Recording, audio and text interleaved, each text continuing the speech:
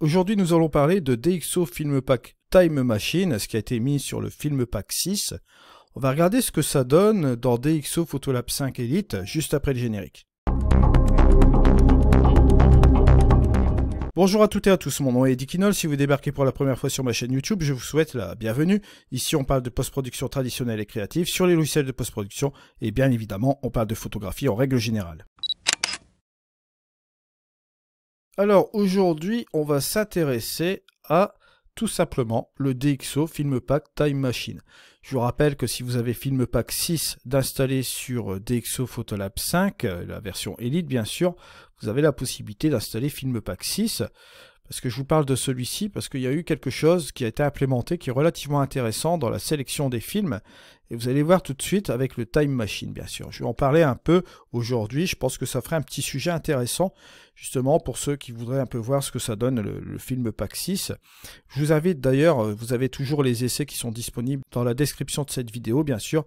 Vous pouvez toujours faire un essai, bien évidemment, ou éventuellement passer à l'achat si le logiciel vous intéresse.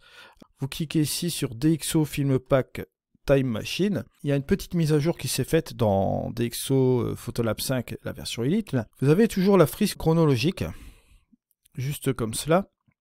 Vous voyez, vous avez toujours les petites histoires, et vous pouvez toujours avancer, bien sûr, dans ces histoires-là, et vous avez les différents rendus de pellicule, bien sûr. Mais ce qui change, bien sûr, c'est que là, bon, par exemple, je vais cliquer ici, ou bien là, vous avez ici tout simplement des petits onglets que vous voyez là. Ça correspond à quoi? Ça correspond tout simplement à la pellicule que vous voyez là. Et c'est le raccourci qui va vous permettre de l'appliquer directement sur votre photo. Par exemple, là, ici, j'ai le Nadar et le Nadar SP. Si je veux prendre par exemple le rendu correspondant, bien sûr, je clique ici. Et regardez, on a forcément le Nadar SP qui s'est rendu sur ma photo. Et on a directement le modèle attribué. Si je veux essayer le Nadar ici, celui-ci, je clique ici. Et vous voyez que le premier Nadar s'est appliqué directement sur ma photo qui est là avec une texture, etc. Et on peut bien sûr avancer comme cela avec d'autres choses. Hein. Vous voyez que là, ici, on a différents films. Vous voyez comme ici, il vous suffit simplement de cliquer. Et là, vous ne perdez pas de temps, vous avez directement l'aperçu sur votre image.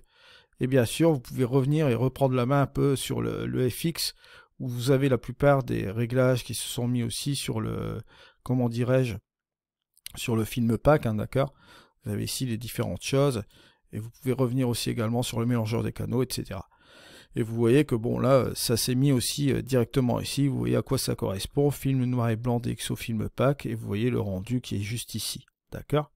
Ça vous permet de gagner forcément du temps. Hein, quand vous voyez les différentes choses que vous voyez là. On peut revenir ici sur les différents types de films. Encore une fois, vous voyez, bon, là on a ce type de film là qui va sur notre photo, bien sûr. Alors, à vous de voir la sensibilité que vous voulez sur la photo que vous avez ici. On peut partir dans des années un petit peu plus modernes. On repart ici sur ce type de film, vous voyez. Et là, on peut directement voir ce que ça donne sur notre photo ici. C'est un petit utilitaire ici qui est relativement intéressant. Bon, ici, on a forcément...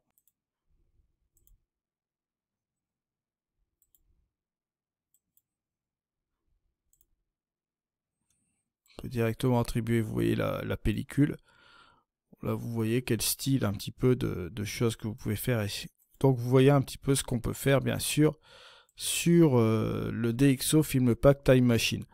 Je voulais faire vraiment une courte vidéo aujourd'hui à ce sujet-là. On a eu pas mal de petites mises à jour depuis la sortie de DxO Photolab 5 au niveau de la stabilité du logiciel. Et bien sûr, bien évidemment, il y a la sélection ici qui est assez rapide pour sélectionner votre film, vous voyez, par rapport à cette frise chronologique. Alors n'oubliez pas, hein, bien sûr, vous avez toujours cette frise chronologique. Vous avez la petite histoire, mais si vous avancez sur le 2, vous avez aussi d'autres pellicules, vous voyez. Là, ici, vous avez encore d'autres pellicules. Voilà, voilà, voilà.